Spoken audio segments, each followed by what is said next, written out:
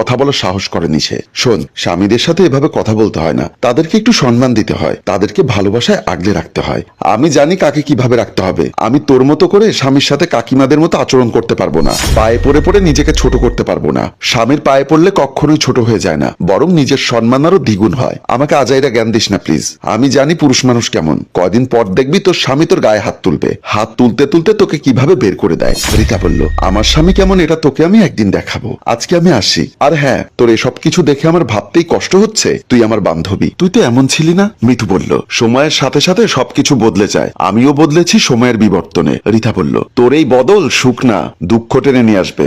এখনো নিজেকে বোঝা আর স্বামীর সোহাগে থাক। মিতু বলল, হয়েছে আমার ঠাকুমা, এবার আপনি আর জ্ঞান দিতে আসবেন না। রিতা আর কিছু না বলে বিদায় নিয়ে চলে গেল। কিছুদিন পর অনেকবার কল দেবার পর রানা ফোন রিসিভ করলো। হ্যালো বলতেই অপর পাশ থেকে আতঙ্কিত কণ্ঠে বলল, আপনার স্ত্রী অ্যাক্সিডেন্ট করে হসপিটালে ভর্তি, দ্রুত 6 লক্ষ